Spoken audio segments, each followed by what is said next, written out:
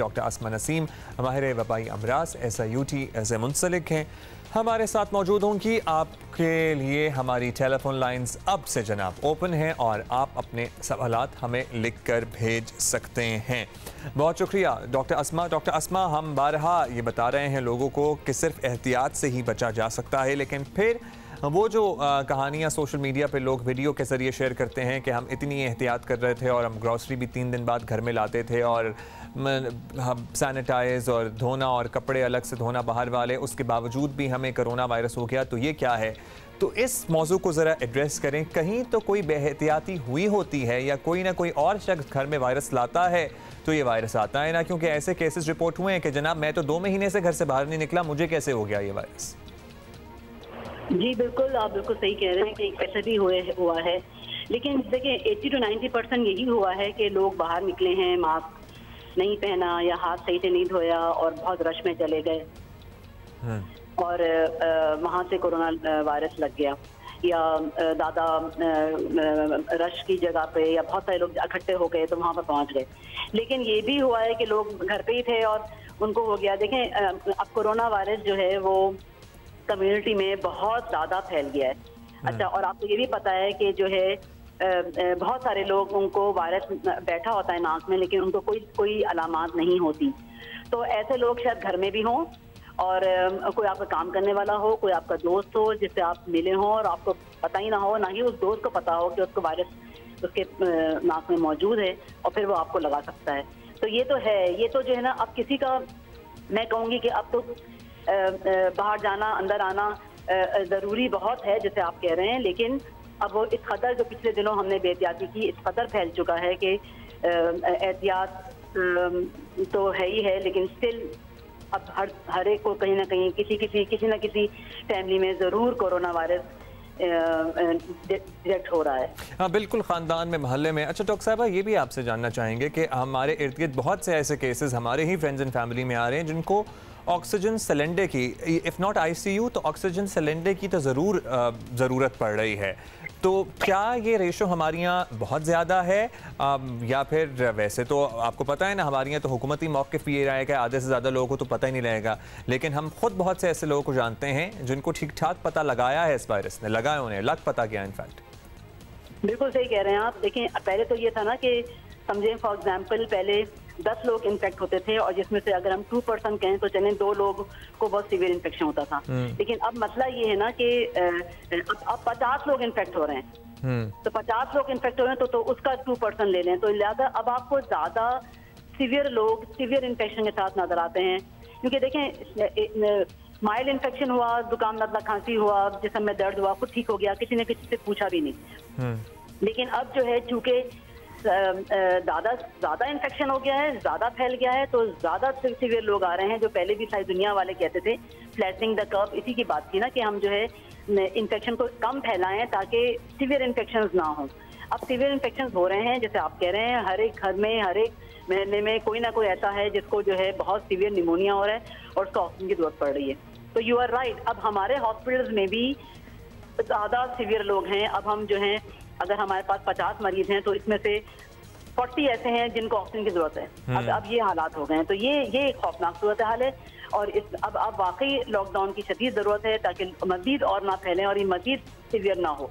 ज़ाहिर है हम जब पीक पे जा रहे हैं तो हमने सभी कुछ खोल दिया और लॉकडाउन की इस वक्त ज़रूरत है। खैर इस पर क्या बहस करना डॉक्टर अस्मा, ये तो जो फैसले करने वाले हैं वही करेंगे। लेकिन अकरम कुरैशी साहब, अच्छा एक फुकतान जो है वो अभी भी, हम बड़े शहरों की बात कर लेते हैं, छोटे शहरों में भी फैलता जा रहा है वायरस और वहाँ लोगों के पास इतनी नॉलेज भी नहीं है। अकरम कुरैशी एबटाबाद से हमसे पूछ रहे हैं, उनका कोरोना टेस्ट मुस्बत आया है या किसी और का मुस्बत आया है। वो कह रहे हैं जी हमें प्लीज़ बताएँ कि अगर हमारा टेस्ट मुस्बत आ जाए तो हमें सबसे बड़ी एहतियात क्या करनी है?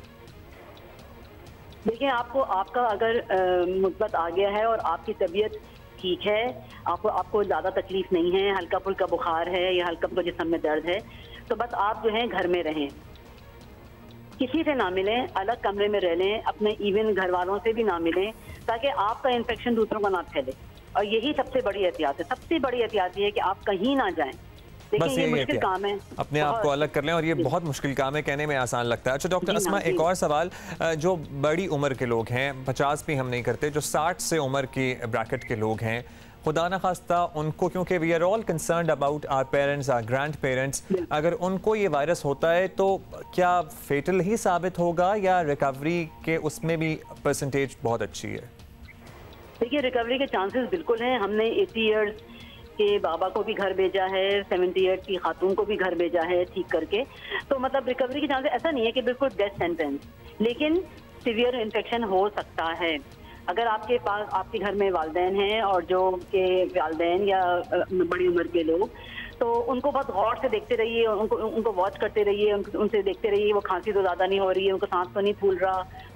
अगर हो सके, अगर आपको ज़रा सा भी लगता है कि नहीं इनकी तबीयत ठीक नहीं हो रही है, सही से बात नहीं कर पा रहे, समझ नहीं रहे, या उनको सांस बहुत ज़्यादा फूल रहा है, तो फ़ौरन हॉस्पिटल ले जाएं। देखिए, हॉस्पिटल में मसले हैं, लेकिन स्टिल हॉस्पिटल जो हैं ले रहे हैं। कराची में, मैं कराची बेस्ड हूँ, तो कराची में सिविल, जिना, ट्रॉमा सेंटर, यहाँ पर जगह मौजूद हैं और लोग ले रहे हैं। कम अज़ कम इमरजेंसी में जाकर उनका ऑक्सीजन सैचुरेशन चेक हो जाए, ऑक्सीजन चेक हो जाए। अगर ऑक्सीजन ठीक है तो वो घर भी जा सकते हैं, लेकिन इतना ज़रूर जाए। आप घर में रहेंगे तो फिर यही मसला होगा कि वो उनकी तबीयत ख़राब होती चली जाएगी। अच्छा डॉक्टर अस्मा, मैं हमसे पूछ रहे हैं कराची से, नाम दोबारा बताइएगा। इमरान अकबर पूछ रहे हैं कराची से कि पहले उनका टेस्ट आया मुस्बत और उनके वालिदैन का आया। ये तीनों लोग तो रिकवर कर गए हैं, इनकी एंटीबॉडीज़ आ गई हैं ज़ाहिर है, लेकिन अब इनकी अहलिया और इनके बच्चों को हो गया है। तो क्या ये सब लोग अब रह सकते हैं क्योंकि इनके पास तो क़ुव्वत मुदाफ़ियत आ गई है, या फिर अभी भी अहलिया और बच्चों को अलहदा रखें? ये बहुत अच्छा सवाल है। देखें, अगर अलग हो सकते हैं तो बहुत अच्छी बात है, लेकिन बहुत मुश्किल है। छोटे बच्चे हैं, वो अलग कैसे रहेंगे? तो साथ रह भी सकते हैं। री इन्फेक्शन, अगेन इन्फेक्शन लिटरेचर में देखा गया है, लेकिन अभी इतना ज़्यादा इस्टेब्लिश नहीं हुआ है कि किसी को अगर एक दफ़ा हो गया है तो सेकेंड टाइम हो सकता है। दूसरे वायरस से, पिछले वायरस से हम देखें तो 1 साल के बाद दूसरा मतलब वो इन्फेक्शन दोबारा होने के चांसेस होते हैं। तो अगर ये है और पहले वाले कुछ लोग रिकवर हो गए हैं, दूसरों को हो गया है, तो आइसोलेशन घर में हर्ज नहीं है, सब मिल के रह सकते हैं। हो सकता है अगर आइसोलेशन तो बहुत ही आइडियल बात है, लेकिन नहीं हो सकता तो कोई मसला नहीं है, सब मिल के रह भी सकते हैं। ठीक है, यानी कि इमरान साहब, हमने आपकी मुश्किल हल कर दी। आप अपनी अहलिया और अपने बच्चों के साथ, अपने वालिदैन को मैं फिर भी कहूँगा कि अलग कर दें, लेकिन आप अपनी अहलिया और बच्चों के साथ रह सकते हैं। कोई ऐसी खास आइसोलेशन की ज़रूरत नहीं, बिकॉज आपके पास वो एंटीबॉडीज़ डेवलप हो गई हैं जिससे आप इस वायरस को ओवरकम करने में कामयाब हो गए हैं। अच्छा जी डॉक्टर साहबा, इससे पहले हर थोड़े दिन बाद ना एक नई दवा मार्केट में आ जाती है और जिसके बाद वो दवा शॉर्ट हो जाती है और कोई ना कोई वज़ीर, कोई ना कोई मुशीर या इंटरनेशनल मीडिया पे उस दवा की कोई रिसर्च सामने आ जाए और हमारी यहाँ जो स्टीरॉयड जिसका कल परसों जिक्र हो रहा था, पहले से मात से इस्तेमाल हो रहा है, लेकिन अब भी इत्तलात है कि वो शॉर्ट होना शुरू हो गया है। तो हम चाहते हैं कि यहाँ पे आप सख्ती से तंबीह करें कि कोई भी दवा सिवाय पैनाडोल वगैरह के लोग खुद से इस्तेमाल ना करें। जी बिल्कुल, ये पाकिस्तान का बहुत बड़ा अलमिया है कि हमें आराम से हर जगह से हर तरह की दवा मिल जाती है, महंगी से महंगी और ख़राब, मतलब मुश्किल से मुश्किल दवा भी आराम से आप जाएं और दुकान से मिल जाए। तो ये नहीं करें। बिल्कुल आप सही कह रहे हैं कि देखें, जो है ये भारी तलवार की तरह है, यानी कि अगर आप लेंगे, खास वक्त पे लेना होता है। अगर लेंगे और गलत टाइम पे लेंगे तो उससे शदीद नुकसान होने का खतरा होता है, ये आप याद रखिएगा। तो लिहाजा आप स्टीरॉयड, यानी कि जो डेल्टाकॉर्टिल, डेक्सामेथासोन जो भी कह रहे हैं, आजकल डेक्सामेथासोन पे बड़ा दौर आया हुआ है, इसको जो है डॉक्टर से पूछे बगैर हरगिज ना लें, खुद से जाकर ना लें। और देखें, हल्की बीमारी में जब सांस नहीं फूल रहा और हल्का, मतलब ठीक है बुखार है तेज लेकिन सांस नहीं फूल रहा, उस वक्त लेने की कोई जरूरत नहीं, क्योंकि उस वक्त जो है अगर आपने ले लिया तो शायद नुकसान भी हो सकता है।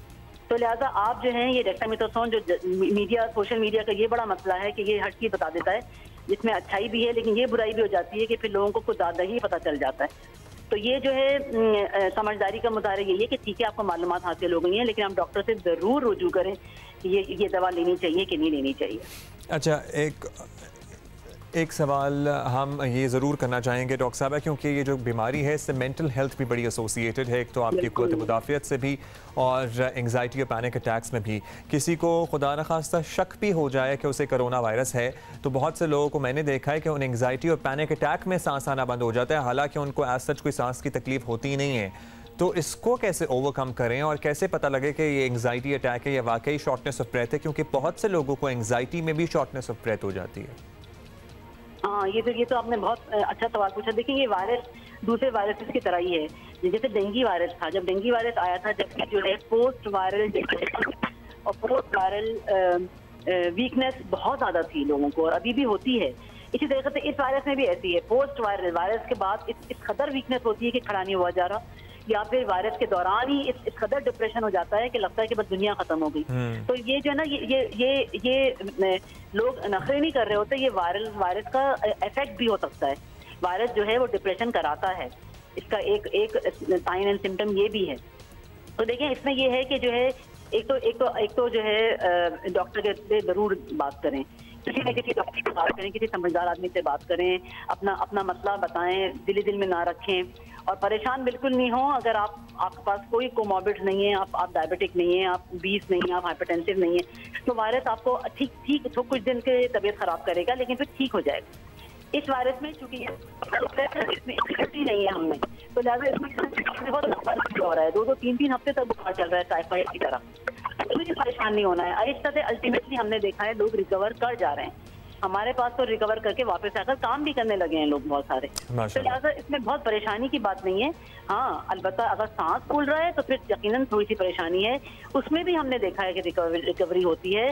तो लिहाजा बहुत ज्यादा पैनिक ना हो यकीनन, और अपना ख्याल रखें। लेकिन किसी से बात कर लें, किसी डॉक्टर से रुजू जरूर करें। बहुत शुक्रिया आपका। डॉक्टर आसमा नसीम हमारे साथ मौजूद थी, माहिर वबाई अमराज SIUT से वाबस्ता। और आपने सुन लिया कि आपने पैनिक नहीं होना है। और एक और गिलगित से भी सवाल आया हुआ था कि सर्दियों में भी क्या आएगा, तो जनाब ये वायरस तो तब तक है जब तक इसका कोई तोड़ या इसका कोई इलाज दरियाफ्त नहीं किया जाता।